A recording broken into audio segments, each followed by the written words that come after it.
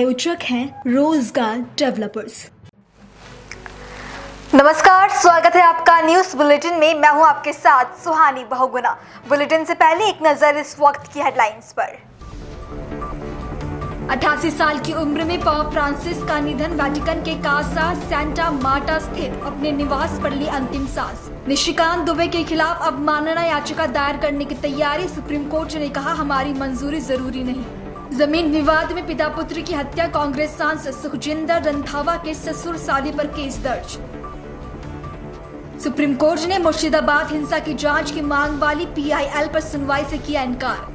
बंगाल में हिंसा के बीच राष्ट्रपति शासन लगाने की मांग। सुप्रीम कोर्ट में याचिका हुई दायर।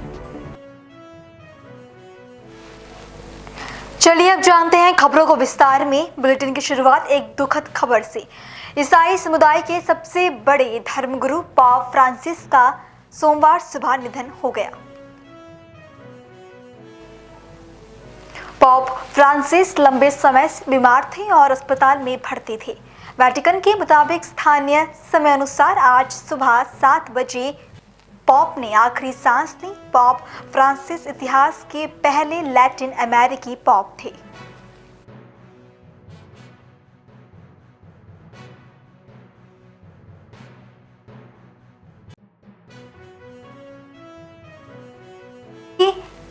स्थानीय समय अनुसार आज सुबह 7:35 पर पॉप फ्रांसिस ने आखिरी सांस ली। पॉप फ्रांसिस इतिहास के पहले लैटिन अमेरिकी पॉप थे।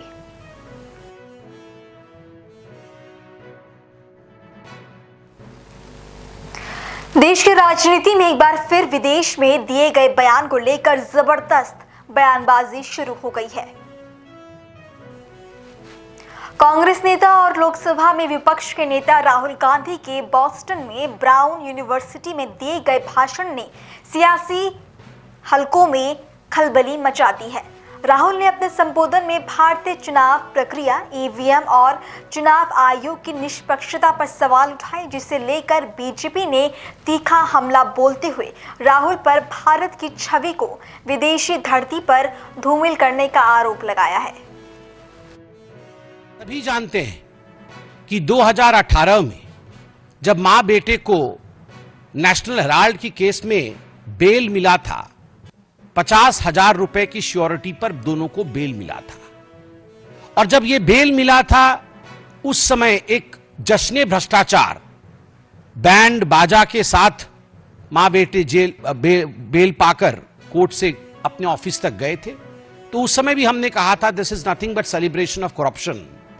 ये भ्रष्टाचार का जश्न है और आज भी ब्लेटेंट जश्न मनाने की कोशिश कांग्रेस पार्टी कर रही है। मैं एजेएल के पूरे डिटेल में नहीं जाने वाला हूं, क्योंकि एजेएल और नेशनल हेराल्ड के केस को आप जानते हैं। हम लगभग अनेकों वर्षों से इसको लोकतांत्रिक तरीके से जनता के सामने रख रहे हैं कि किस प्रकार से मां और बेटे सोनिया गांधी और राहुल गांधी जी ने यंग इंडिया नामक एक कंपनी बनाई, जिसके कि 76% के दोनों स्टेक होल्डर थे। और 76% के स्टेक होल्डर होने के बाद नकली कंपनी से लोन लेकर 1 करोड़ का, डोटेक्स इंडिया से लोन लेकर मात्र 50 लाख रुपए दिया एजेएल को, जो कि होल्डिंग कंपनी है नेशनल हेराल्ड की। और 50,000 के एवज में 5,000 करोड़ की जो प्रॉपर्टी है एजेएल की, पूरे देश भर में उसका मालिकाना हक अपने पास ले लिया। शांति भूषण, मार्कंडेय, काटजू जैसे शेयर होल्डर को इससे दूर रखा गया, उन्होंने भी आपत्ति की थी। मगर विषय यह नहीं है जो कांग्रेस के खड़गे जी कह रहे हैं, चिदम्बरम जी आज कहने वाले हैं और कह भी रहे हैं कि ना कोई संपत्ति बेची गई, ना कोई संपत्ति वहां से हिला। तो कोई गड़बड़ी हुई कैसे? गड़बड़ी यूं हुई कि ईडी की चार्जशीट चिदम्बरम साहब पढ़े होंगे, वो पढ़ते तो हैं, मगर उन्होंने वो पोर्शन डिलीट कर दिया है। ईडी ने बहुत स्पष्ट रूप से कहा है कि ये जो प्रॉपर्टी है एजेएल की, चाहे वो बहादुर शाह जफर मार्ग पर हेराल्ड बिल्डिंग हो, चाहे वो लखनऊ में उनकी प्राइम लोकेशन पे प्रॉपर्टी हो, चाहे वो भोपाल में उनकी प्रॉपर्टी हो। कल माननीय अध्यक्ष जी हमारे आदरणीय जेपी नड्डा जी बहुत ही ल्यूसिड एंड सुंदर तरीके से हिमाचल प्रदेश में किस प्रकार से धांधलेबाजी चल रही है नेशनल हेराल्ड की, उस विषय को हिमाचल प्रदेश की भूमि पर ही रखा, चाहे हिमाचल प्रदेश की प्रॉपर्टी हो। इन सब प्रॉपर्टी, वो प्रॉपर्टी तो वही है, मगर ये प्रॉपर्टी को जरिया बना करके, इस प्रॉपर्टी को औजार बना करके प्रोसीड्स ऑफ क्राइम जनरेट किया जा रहा था। अब नेशनल हेराल्ड तो 2008 में छपना बंद हो गया, तो ये प्रोसीड्स ऑफ क्राइम कैसे बना, वहां से उगाई कैसे हुई? आप देखिए, एक बिल्डिंग है बहादुर शाह जफर रोड में, और एक अखबार वहां पहले छपती थी। तो इन्होंने क्या किया, बोगस एडवर्टाइजमेंट, हम नेशनल हेराल्ड में एडवर्टाइजमेंट देंगे और उस एवज में 38 करोड़ रुपया जो है ये मां बेटे ने ले लिया। 38 करोड़ रुपए मां बेटे ने लिया है बोगस एडवर्टाइजमेंट के लिए। क्या एडवर्टाइजमेंट? ना हम नेशनल हेराल्ड में एडवर्टाइजमेंट देंगे। जब लिस्ट देखा ईडी ने तो किसका एडवर्टाइजमेंट है? कोई गुड्डू सिंह है, कांग्रेस पार्टी का कोई छोटा सा नेता है, और उसने बोला है मेरे बेटे के जन्मदिन की बधाई मैं दूंगा उस पेपर में, और किसी ने बोला है मैं सोनिया जी के जन्मदिन की बधाई दूंगा, उसके लिए मैं 50 लाख रुपए देता हूं। अरे जब पेपर ही छप नहीं रहा है तो एडवर्टाइजमेंट कहां दोगे? तो ये जो बोगस एडवर्टाइजमेंट है उसके नाम पर 38 करोड़ रुपया लिया है। ठीक उसी प्रकार बोगस डोनेशन कि हम नेशनल हेराल्ड के लिए डोनेशन देना चाहते हैं, और कई लोगों ने डोनेशन दिया। एक बहुत बड़ी लिस्ट बना करके 18 करोड़ रुपए डोनेशन का जनरेट किया, मगर जब डोनर लिस्ट देखा गया तो लिस्ट ही नहीं है। किसने दिया भैया ये डोनेशन? जब अखबार ही नहीं छप रहा है तो काहे का डोनेशन? तो 18 करोड़ रुपए बोगस डोनेशन आपने लिया है। और बोगस एडवांस रेंट, बिल्डिंग है नेशनल हेराल्ड की बहादुर शाह जफर मार्ग पे, सबसे बड़ी बिल्डिंग है। हम रेंट लेंगे इस बिल्डिंग में, कल से हम यहां पर कॉमर्शियल एक्टिविटी शुरू करेंगे, यह करके लगभग अनेकों कंपनियों ने 38 करोड़ रुपए डोनेट कर, मतलब एडवांस रेंट दे दिया कि हम अगले महीने से वहां अपना कॉमर्शियल गतिविधि आरंभ करेंगे। मगर किसी प्रकार का कॉमर्शियल गतिविधि वहां नहीं है। जब चेकिंग किया गया तो ये जो 18 करोड़ रुपए का बोगस डोनेशन है, ये जो एडवांस रेंट है 38 करोड़ रुपए का, और जो 29 करोड़ का बोगस एडवर्टाइजमेंट है, ये सारे पैसे कहां गए? कुल मिलाकर के ईडी कहती है ये प्रोसीड ऑफ क्राइम्स जो है ये 988 करोड़ का है। ये 988 करोड़ का बोगस डोनेशन आखिरकार मां बेटे के जेब में गया है। तो मां बेटे को लगता है कि वो बच जाएंगे, तो गलत है। They are not going to be excused and they are not going to be saved. The law is going to take over and catch them. कानून के हाथ लंबे होते हैं, ये हमने सुना है, और होते ही है, ये नहीं छूटने वाले हैं, और यही फ्रस्ट्रेशन है। करेंगे संविधान पर विदेश जाकर करेंगे संवैधानिक संस्थाओं का अपमान, यही राहुल गांधी की बन चुकी है पहचान। विदेशी धरती पर जाकर कभी बोलना कि भारत में लोकतंत्र समाप्त हो गया। भारत के लोकतंत्र में समाप्ति के बाद यूएस और यूके को इंटरवीन करना चाहिए, हस्तक्षेप करना चाहिए। जुडिशरी बिकी हुई है, जुडिशरी ठीक से काम नहीं कर रही है।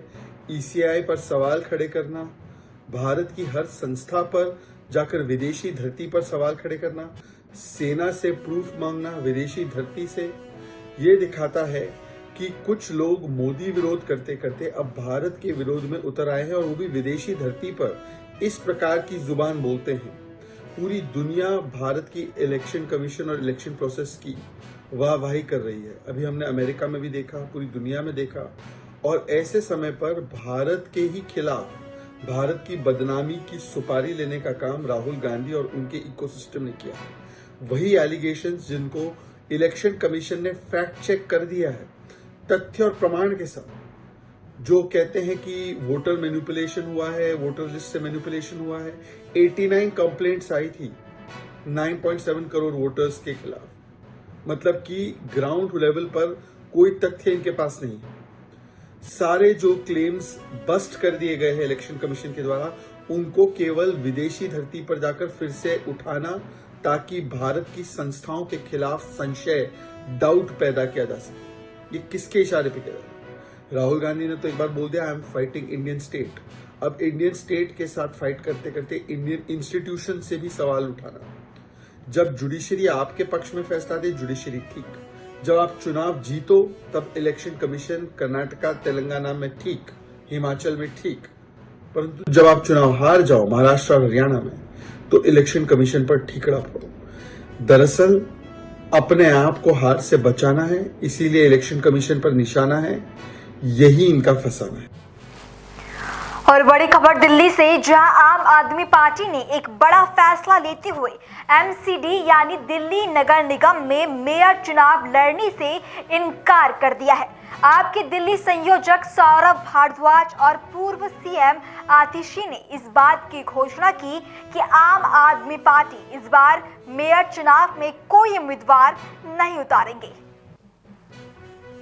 भारतीय जनता पार्टी देश भर में जहां जहां चुनाव हारती है वहां वहां पर साम दाम दंड भेद, चाहे डराकर, धमकाकर या लालच के माध्यम से पिछले दरवाजे से सरकार बनाने की कोशिश करती है। हमने देश भर में देखा कि ऑपरेशन लोटस के माध्यम से, चाहे गोवा हो गया, चाहे कर्नाटका हो गया, मध्य प्रदेश, अरुणाचल प्रदेश, महाराष्ट्र, दूसरी पार्टियों को तोड़कर भारतीय जनता पार्टी सरकार बनाती है। दिल्ली में भी एमसीडी में करारी हार को देखते हुए भारतीय जनता पार्टी पार्लियामेंट में एक एक्ट लेके आ गई एमसीडी को रीयूनिफाई करने के लिए। और इस रीयूनिफिकेशन में मात्र एक बदलाव हुआ कि 272 से 250 वार्ड हो गए और कोई बदलाव नहीं हुआ। यह बदलाव हुआ कि चुनाव लेट हुए। यह बदलाव हुआ कि डिलिमिटेशन करके भारतीय जनता पार्टी के लिए वार्ड्स कार्व आउट किए गए और एमसीडी के चुनाव को गुजरात के चुनाव के साथ कराया गया, बिल्कुल उन्हीं तारीखों पे करवाया गया, क्योंकि आम आदमी पार्टी गुजरात में भी चुनाव लड़ रही थी और एमसीडी में भी चुनाव लड़ रही थी, तो आम आदमी पार्टी की ताकत को डाइवर्ट करने के लिए। लेकिन फिर भी आम आदमी पार्टी एमसीडी में मेजॉरिटी लेकर आई। भारतीय जनता पार्टी ने हर संभव कोशिश कर ली, गलत तरीके से मेयर का चुनाव करवाना, गलत तरीके से एल्डरमैन से वोट पड़वाना, लेकिन उनकी कोई भी कोशिश सफल नहीं हुई। फिर भी भारतीय जनता पार्टी लगातार पिछले 2.5 सालों से एक के बाद एक आम आदमी पार्टी के पार्षदों पर दबाव बनाकर, उनको डराकर, उनको धमकाकर भारतीय जनता पार्टी में तोड़कर लेकर गई है। आम आदमी पार्टी इस तरह की राजनीति नहीं करती है। हम दिल्ली की जनता का, जनादेश का सम्मान करते हैं और हम जिन लोगों ने हमें जिताकर भेजा है उनका सम्मान करते हैं। हम किसी भी पार्षद को, विधायक को खरीदने में, बेचने में विश्वास नहीं रखते। आज तोड़ फोड़ करने के बाद भारतीय जनता पार्टी अब एमसीडी के हाउस में मेजॉरिटी में है, इसलिए आम आदमी पार्टी मेयर का चुनाव नहीं लड़ेगी, क्योंकि मेयर का चुनाव लड़ने के लिए और जीतने के लिए हमारे पास भी पार्षद तोड़ने, खरीदने, बेचने के अलावा कोई रास्ता नहीं है और हम इस तरह की राजनीति नहीं करते।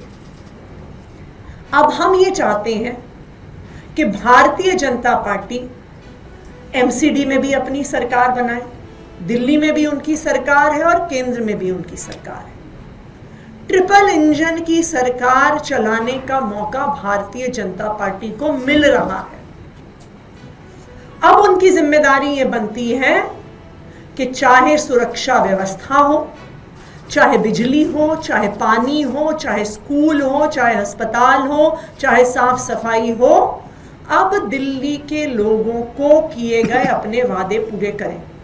क्योंकि पिछले कई दिनों से हम देख रहे हैं कि एमसीडी के नाम के बहाने बनाए जा रहे हैं। जो एनवायरमेंट मिनिस्टर हैं मनिंदर सिंह सिरसा जी, वो रोज बहाने बनाते हैं कि जी पोल्यूशन इसलिए बढ़ रहा है क्योंकि आम आदमी पार्टी की एमसीडी सरकार जानबूझ के कूड़ा जला रही है। तो अब भारतीय जनता पार्टी के पास कोई बहाने नहीं है। अब भारतीय जनता पार्टी की ये जिम्मेदारी है कि वो दिल्ली वालों को किए गए अपने वादों को पूरा करें। अब उनके पास ट्रिपल इंजन की सरकार में वादे पूरे करने का मौका है।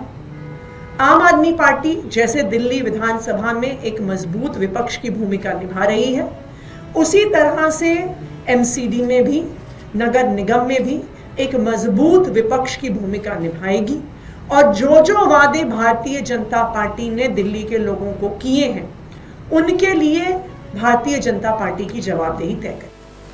खबरों का सिलसिला आगे भी जारी है। फिलहाल रुकेंगे एक छोटे से ब्रेक के लिए।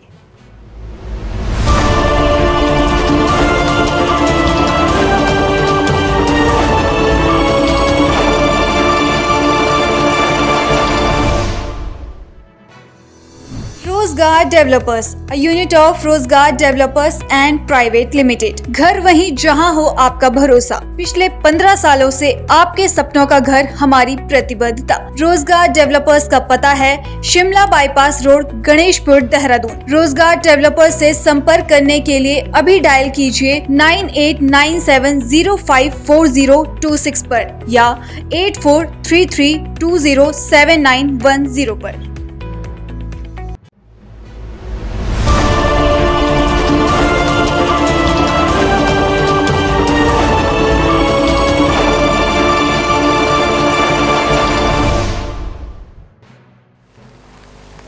ब्रेक के बाद आपका बुलेटिन में फिर से स्वागत है। देश भर में नक्सलियों के खिलाफ अभियान लगातार जारी है। इसी बीच झारखंड के बोकारो से बड़ी खबर सामने आई, जहां सुरक्षा बलों ने 8 नक्सलियों को मार गिराया है। इस एनकाउंटर में 1 करोड़ का इनामी नक्सली भी मारा गया। एनकाउंटर सुबह बोकारो जिले के लुगु और झुमरा पहाड़ के बीच जंगलों में हुआ। झारखंड के डीजीपी अनुराग गुप्ता के मुताबिक इस मुठभेड़ में 1 करोड़ रुपए का इनामी नक्सली प्रयाग मांझी उर्फ विवेक भी मारा गया है। अब तक कुल 8 नक्सलियों के शव बरामद कर लिए गए हैं। झारखंड पुलिस के लिए एक बहुत सफलतापूर्वक दिन है आज, और हमारी जांबाज फोर्सेस ने आज माओवादियों के गढ़ में घुस करके 8 माओवादियों को मार गिराया है, और उसमें हमारे को 4 इंसास, 1 SLR, 1 रिवॉल्वर और कुछ अन्य हथियार बरामद हुए हैं, और 3 टॉप नक्सली जिसमें विवेक उर्फ प्रयाग मांझी, अरविंद यादव और साहेब राम मांझी।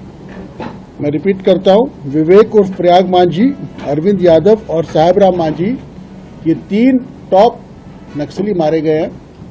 और इस पूरे ऑपरेशन का टोटल जो श्रेय जाता है वो हमारी जेजे, हमारी जिला पुलिस और हमारी CRPF, ये तीनों ने मिलकर के इस जॉइंट ऑपरेशन को किया। सुबह 5:30 बजे के आसपास पहला एक्सचेंज ऑफ फायर हुआ, और ये करीब 1.5-2 घंटे तक चला। और हम लोगों ने इतनी अच्छी प्लानिंग की हुई थी कि जो मेन ग्रुप के साथ जो एनकाउंटर हुआ उसके आसपास में चारों दिशा से हम लोगों ने एक कट ऑफ फोर्स लगा रखी थी, ताकि कोई भी उग्रवादी भागने नहीं पाए।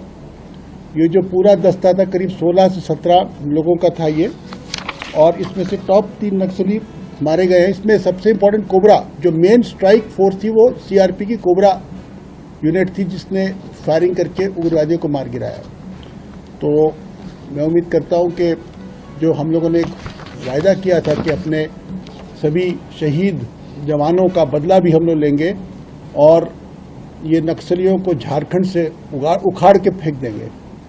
तो ये हमारी एक बहुत बड़ी सफलता है आज झारखंड पुलिस की, और इसमें हमारे सभी एजेंसीज, विशेष करके CRPF, कोबरा, जिला पुलिस, JJ और हमारे मुख्यालय के सारे सीनियर वरीय अधिकारी, ADG operations, IG operations, IG CRPF, IG JJ, SP Bokaro, DIG और IG बोकारो, इन सभी ने मिल करके रात भर इस पूरे ऑपरेशन को प्लान किया, और पिन पॉइंटेड इंटेलिजेंस पे हमने वर्क किया है। बल्कि मैं बताना चाहता हूं कि आज की तारीख में हमें अपने राज्य के हर उग्रवादी की पूरी जानकारी भी उपलब्ध है, और उसका लोकेशन भी हमें प्राप्त है।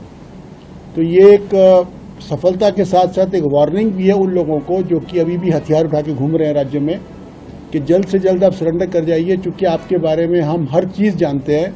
आप कहाँ बैठते हो, कहाँ खाते हो, कहाँ छुपते हो, किससे मिलते हो, किससे वसूली करते हो, सब हमें पता है।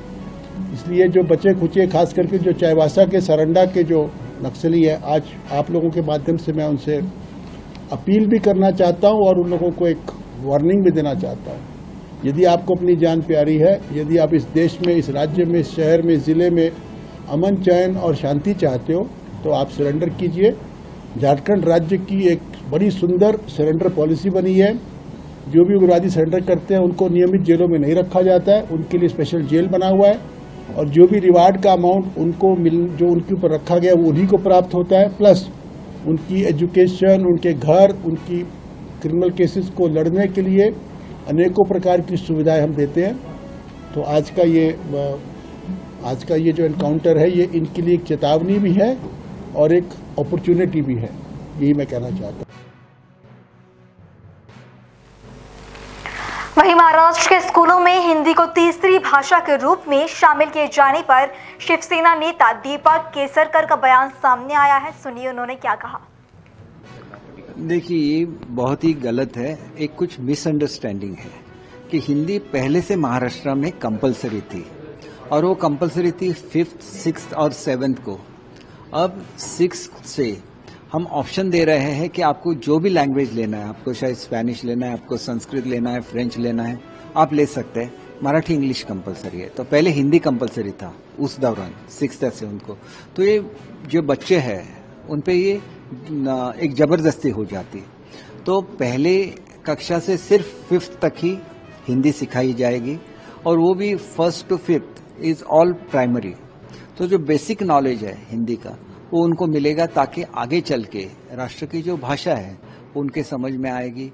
फिर मराठी और हिंदी दोनों देवनागरी में लिखी जाती है, तो बहुत सी सिमिलरिटी है। जहाँ पे डिस्पैरिटी है उसको भी कम किया गया है। तो आगे चल के उनको ऑप्शन रहेगा कि कौन सी लैंग्वेज में पढ़ना है। तो जब ऑप्शन मिलता है तब कंपल्शन कोई भी नहीं रहेगा। अगर पुराना ही चलता तो उसमें उनको दिक्कत आ जाती, क्योंकि उनको फिर हिंदी ही लेना पड़ता। अब हिंदी नहीं लेना पड़ेगा। एक सुविधा बनी है बच्चों के लिए, मतलब सेकेंडरी के बदले में प्राइमरी पे अभी सिखाया जाएगा। मराठी भाषा को लेकर जो है राज ठाकरे काफी आक्रामक रहे हैं। उन्होंने इसको लेकर ट्वीट किया है कि हम हिंदू है, हिंदी नहीं है। उसके बाद लगातार विवादों को लेकर देखिए, इसमें एक है कि यही जो मिसअंडरस्टैंडिंग था इसकी वजह से ये शायद स्टेटमेंट आ गया होगा, क्योंकि कंपल्शन तो पहले से ही था, 5th, 6th, 7th में था।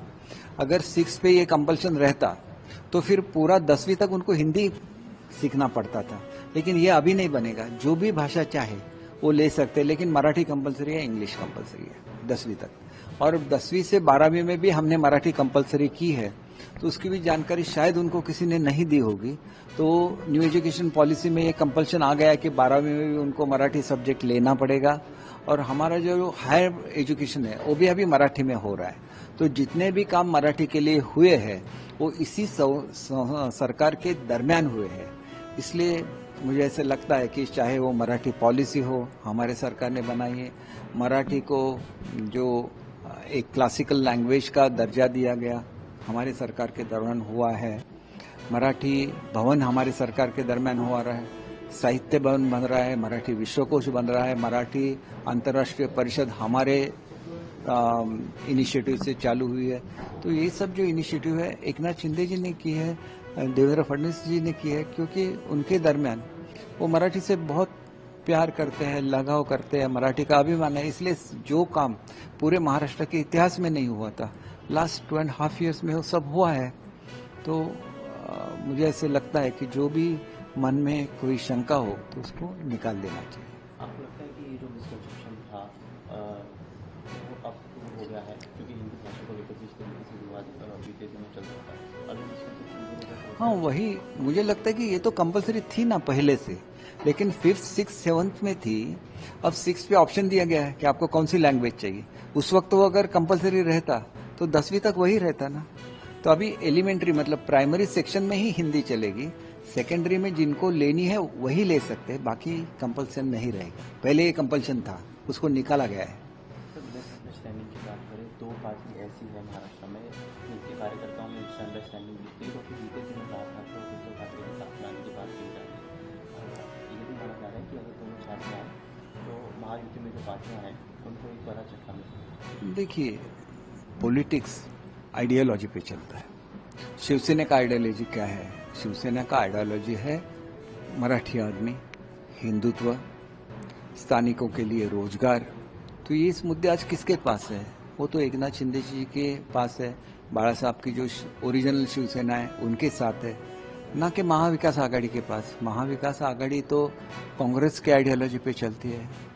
तो ये जाहिर सी बात है कि महाराष्ट्र की जनता ने जो मैंडेट दिया वो शिवसेना के लिए दिया, बीजेपी के लिए दिया, एनसीपी के लिए दिया, महायुति के लिए दिया। तो महायुति ये सब जानती है, महाराष्ट्र के लिए अच्छी काम करती है, मराठी लोगों के साथ वो हमेशा रही है, हमेशा रहेगी। आइडियोलॉजी की आपने बात की, उद्धव ठाकरे और राज ठाकरे दोनों की आइडियोलॉजी का महाराष्ट्र और मराठी लोगों के लिए देखिए, पहले तो आइडियोलॉजी सेम थी, बाद में उन्होंने महाविकास आघाड़ी को ज्वाइन किया। तो महाविकास आघाड़ी की जो आइडियोलॉजी है वो कांग्रेस की आइडियोलॉजी है, जिसका स्वीकार उद्धव जी ने किया। राज साहब ने इसका स्वीकार कभी भी नहीं किया। वो तो बाला साहब के आइडियोलॉजी पे चलते रहे। एकनाथ शिंदे जी है, बाला साहब के आइडियोलॉजी पे चलते रहे। तो ये दोनों की आइडियोलॉजी सेम है। बीजेपी भी बाला साहब ने युति बनाई थी, उनकी आइडियोलॉजी पे चल रही है, हिंदुत्व पे चल रही है। तो कांग्रेस वालों को पूछिए अगर उनको हिंदुत्व मान्य है क्या, तो आपको पता चल जाएगा उनकी आइडियोलॉजी क्या है। राज्य के पूर्व मुख्यमंत्री एकनाथ शिंदे की बात कही, संजय राउत ने उसको लेकर एक बयान दिया कि बाला साहब की पार्टी तोड़ने वाले ये कहते हैं कि वो महाराष्ट्र के हित में है, लेकिन वो महाराष्ट्र के शत्रु हैं। देखिए, आज शिवसेना पावर में है, लोगों ने उनको जिता के दिया है। इसका मतलब साहब है, उन्होंने शिवसेना का अस्तित्व रखा, बाला साहब का नाम रखा, और ये बहुत बड़ी जीत है। और देखिए, वहीं पे उबाटा के कितने सीट आए, लोगों ने उनको नहीं स्वीकारा क्योंकि वो कांग्रेस के साथ चले गए। कांग्रेस की आइडियोलॉजी अलग। फिलहाल बुलेटिन में इतना ही। देश और दुनिया की बाकी तमाम खबरों के लिए आप देखते रहें पल्स 24 न्यूज। नमस्कार। इस प्रोग्राम के प्रायोजक थे रोजगार डेवलपर्स।